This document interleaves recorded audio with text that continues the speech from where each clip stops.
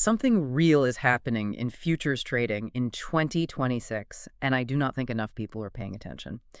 I'm the head of content here at JoinProp, and well, welcome to episode 30 of the JoinProp podcast.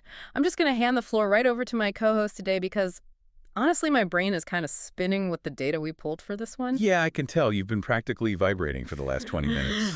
It's just the whole microstructure of how retail participates in the market right now is just, it's totally fracturing. Like, the landscape of how people trade futures is fundamentally breaking apart in 2026, and it's all because of these prop trading firms, which are basically... Pause right there. Let's just ground this before you go down some massive rabbit hole about market microstructure. Right. That's right. Because for you listening right now, we are figuring out if this space is actually a viable shortcut or just another financial trap. Yeah. Like, that is the mission today.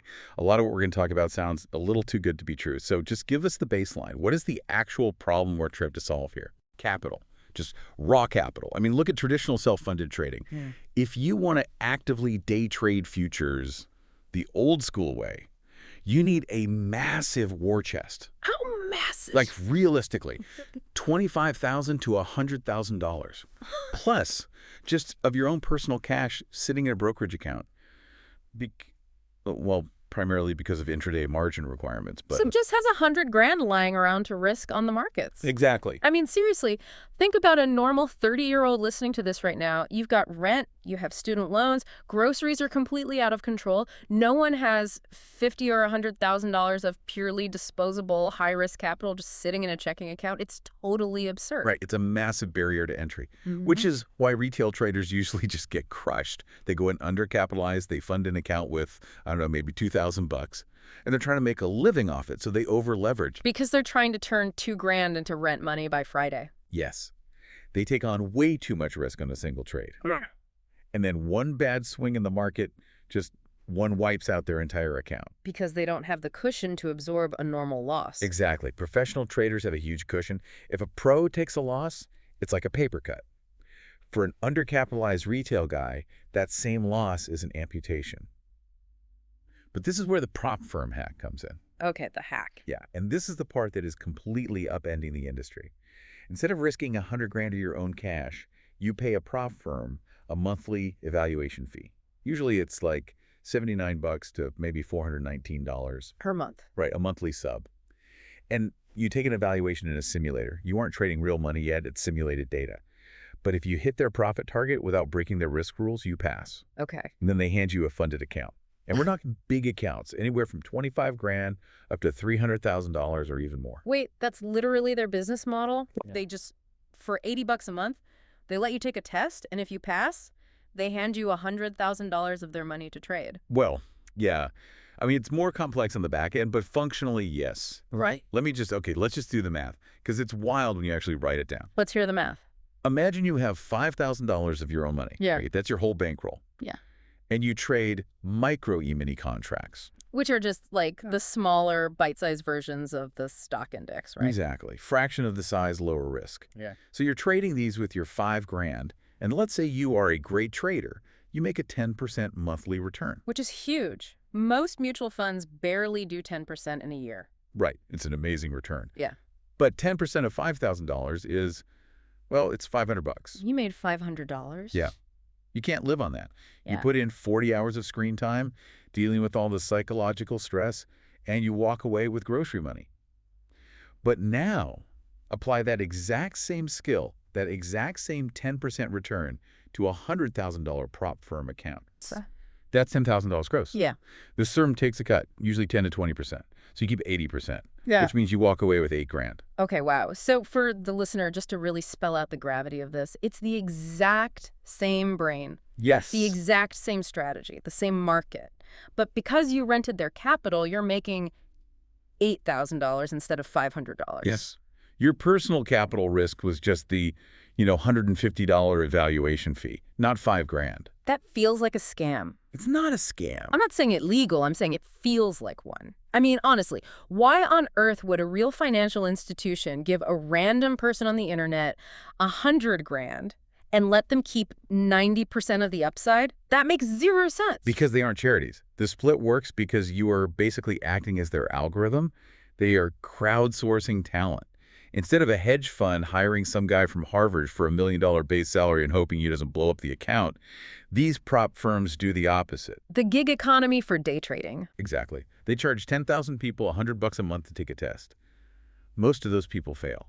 Right, so the firm just pockets all those $100 fees. Yes, the failure rate is high, but the ones who pass, the firm just piggybacks off their trades. They copy trade the winners in the live market. So they are copying my homework. They are completely copying your homework. When you make $8,000 in your funded account, the firm actually made, maybe $50,000 on the real market because they took your trade signal and applied massive institutional leverage to it. So they're happy to pay me my $8,000 because I found the trade for them. Exactly. You did the psychological heavy lifting. They just used a software copier.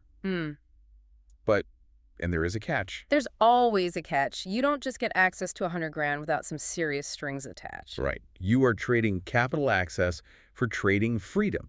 If you trade your own money, you can do whatever you want. Hold a trade for 6 months, lose half your account in a day because you got mad at the market, nobody cares.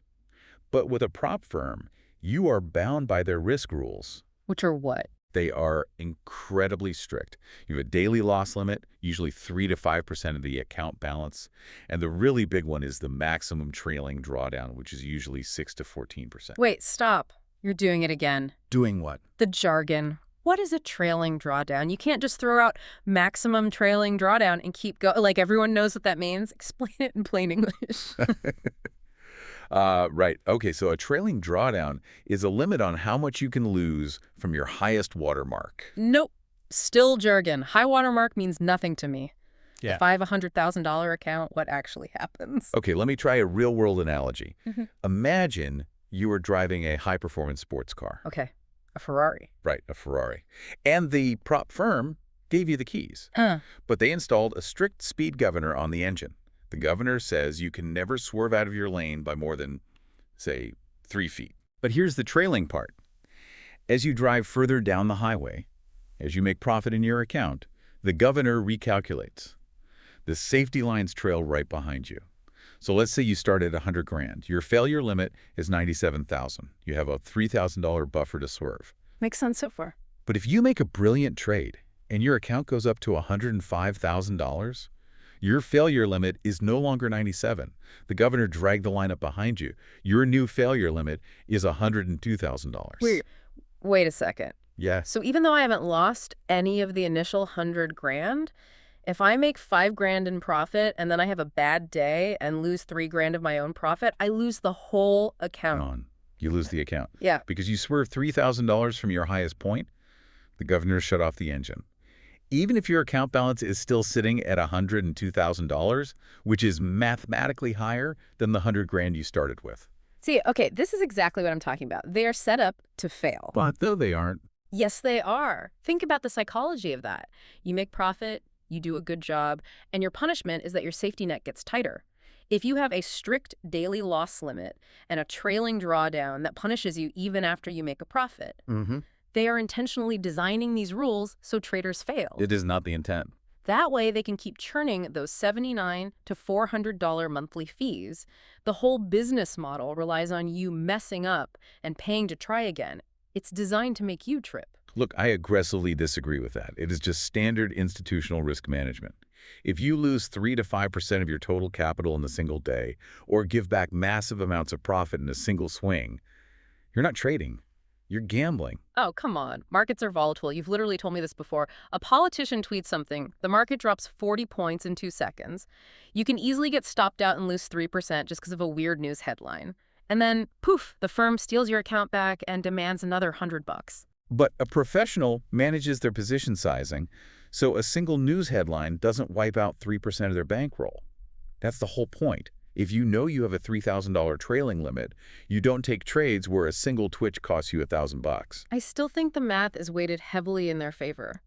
It's a casino where they set the house rules, and the rules induce anxiety so you make a mistake.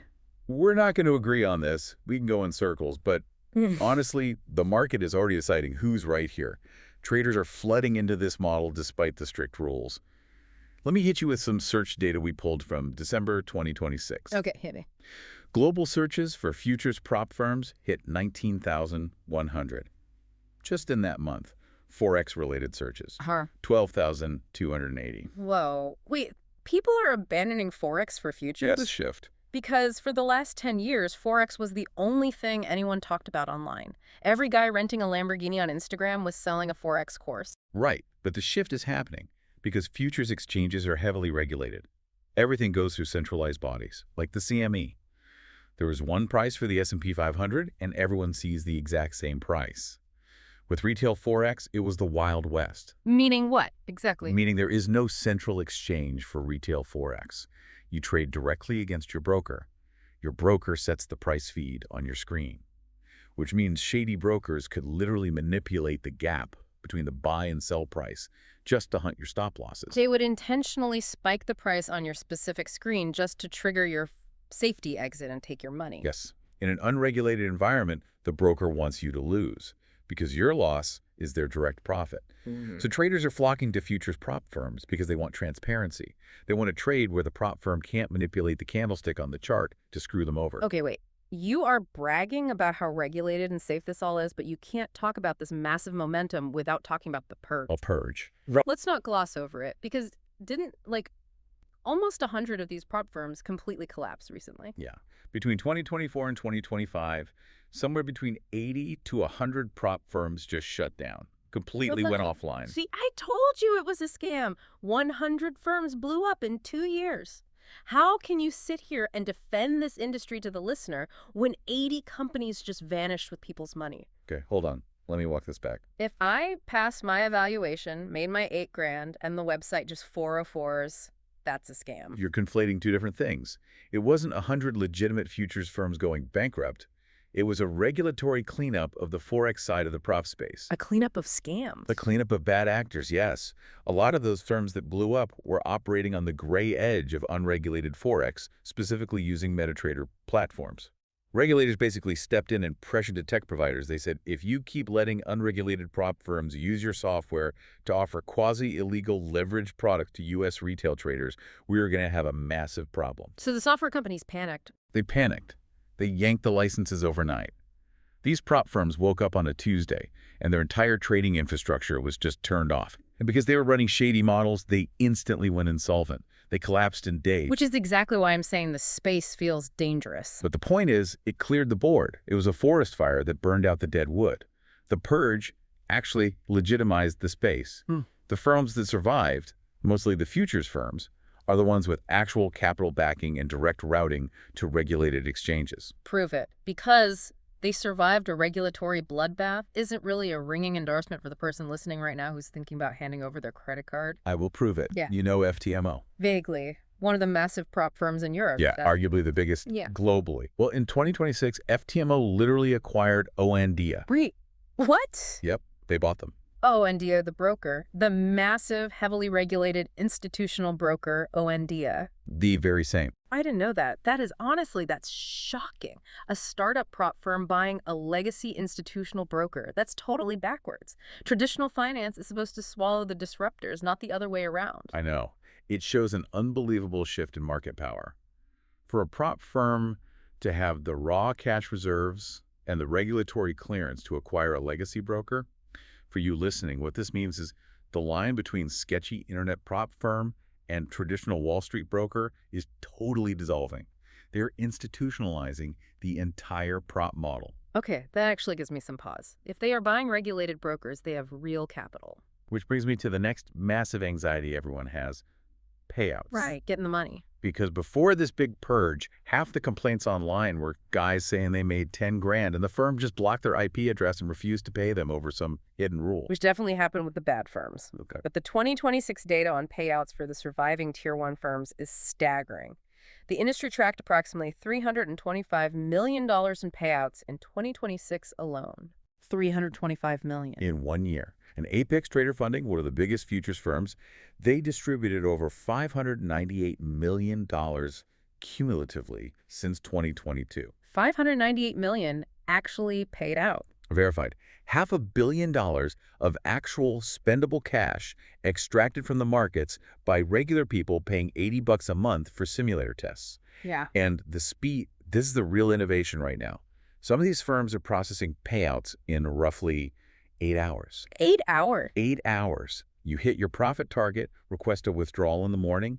Their backend software scans your account, verifies you didn't breach the trailing drawdown, and the bank wire hits your account by dinner time. See, that removes the anxiety completely. Right. If you know they can hold your money hostage for 30 days, you trade nervous. If you can pull your profits out the same day, that feels like an actual job. Exactly. Public leaderboards, verified payouts, transparency is their best marketing tool. But, and here's where things get really controversial in 2026, and I know you're going to have thoughts on this, there's a new trend, instant funding. What do you mean instant? I thought the whole point was proving you're good on a simulator first. You normally do.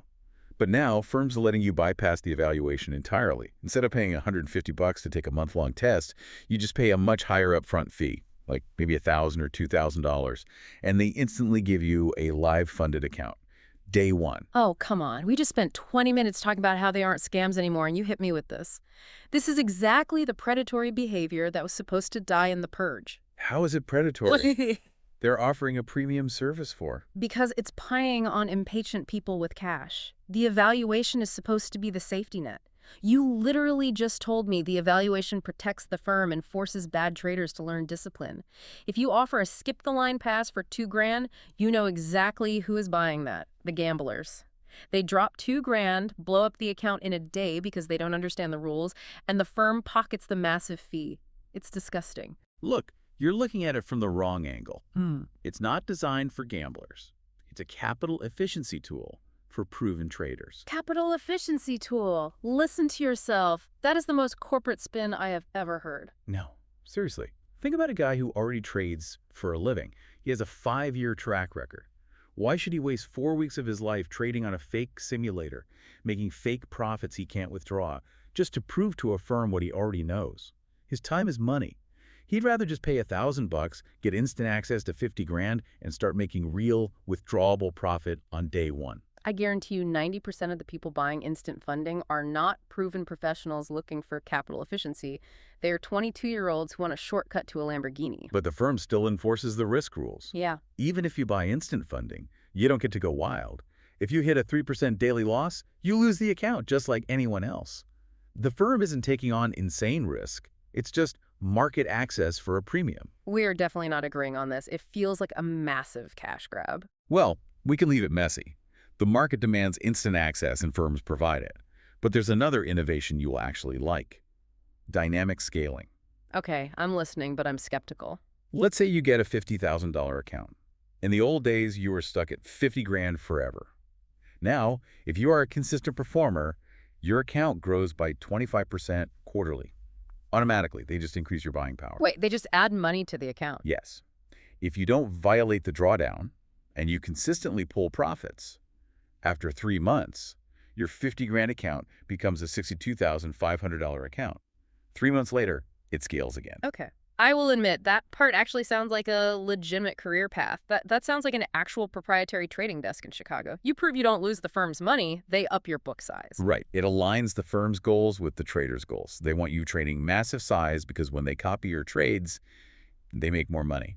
So looking at all of this, what's the takeaway here for 2026? Honestly, the biggest takeaway for me is that it's not an either-or situation anymore. Like prop firm versus personal account. Yeah. The future isn't prop firm versus personal account. It's hybrid. If you understand the game, you use the prop firms to run your high-volume, highly disciplined strategies. You live within their strict trailing drawdown rules. You extract those fast 8-hour payouts. And then you use those payouts to fund your own personal accounts on the side. Oh, I love that. You use them as an ATM to build your real wealth. Right, because your personal account is rule-free. You want to swing trade without worrying about a trailing drawdown rope catching you. You do that in your personal account, funded entirely by the prop firm's money. You use their stressful environment to fund your relaxed, long-term portfolio. That is exactly it. But you have to respect the rules, or that trailing governor will catch you and cut your engine. And stay away from the instant funding if you don't know what you're doing. Seriously, to the person listening, do not drop $2,000 just because you're impatient. Fair enough. I'll concede that. Well, next time, we are going to dive into the exact strategies people use to pass these evaluations without getting chopped up by the trailing drawdowns. So definitely stick around for that. Talk to you guys then. Catch you later.